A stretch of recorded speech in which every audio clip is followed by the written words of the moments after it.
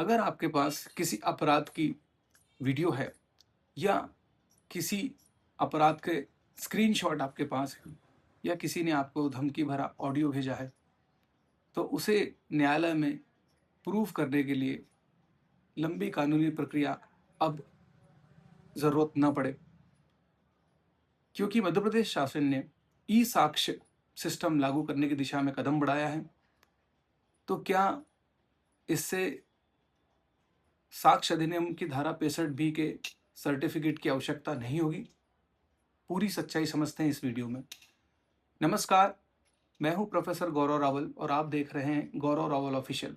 इस चैनल में हम बात करते हैं साइबर सिक्योरिटी की, डिजिटल फोरेंसिक की और आईटी एक्ट की। सबसे पहले हम समझते हैं कि अब तक किसी साक्ष्य को प्रूव करने की क्या प्रक्रिया थी।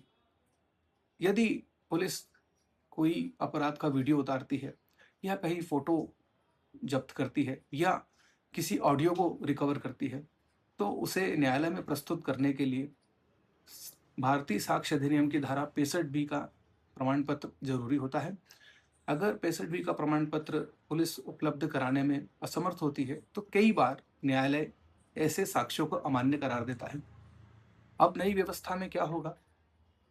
मध्य प्रदेश शासन ई साक्ष्य ऐप के थ्रू अगर पुलिस कोई वीडियो या कोई फोटो क्लिक करती है और या कोई ऑडियो को रिकवर करती है, तो जैसे ही पुलिस इनको रिकॉर्ड करेगी, सीधे सरकारी सर्वर पर ये अपलोड हो जाएंगे। यानी साक्ष्य में छेड़छाड़ करना संभव नहीं होगी। डिजिटल एविडेंस की ऑथेंटिसिटी बनी रहेगी और डिजिटल एविडेंस की इंटीग्रिटी बरकरार रहेगी। अब हम समझते हैं कि डिजिटल फिंगरप्रिंट्स क्या होते हैं। आप ये समझिए कि कोई भी डिजिटल फाइल होती है, उसकी एक हैश वैल्यू होती है।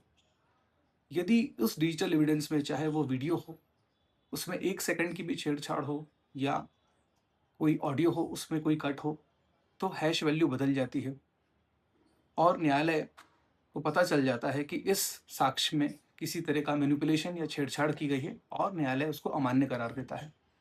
नई व्यवस्था में अब आप सोचिए कि पुलिस मौके पर पहुंची, पुलिस ने वीडियो रिकॉर्डिंग की, फोटोग्राफ्स क्लिक किए और ऑडियो भी रिकॉर्ड की और सीधे पुलिस के ई साक्ष्य ऐप से ये रिकॉर्डिंग और फोटोग्राफ्स और ऑडियो सरकारी सर्वर पर अपलोड हो गए।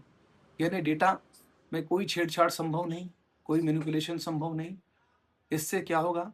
इससे न्यायिक प्रक्रिया तेज होगी। डिजिटल एविडेंसेस न्यायालय में प्रूव करने की पुलिस को आवश्यकता नहीं होगी। तो क्या 65B साक्ष्य अधिनियम का प्रमाण पत्र की आवश्यकता अब नहीं होगी?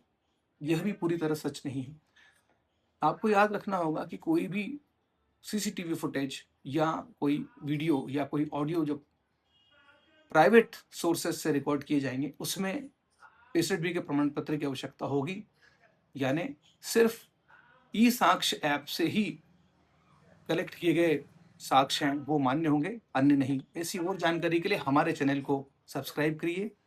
सुरक्षित रहिए। धन्यवाद। जय हिंद।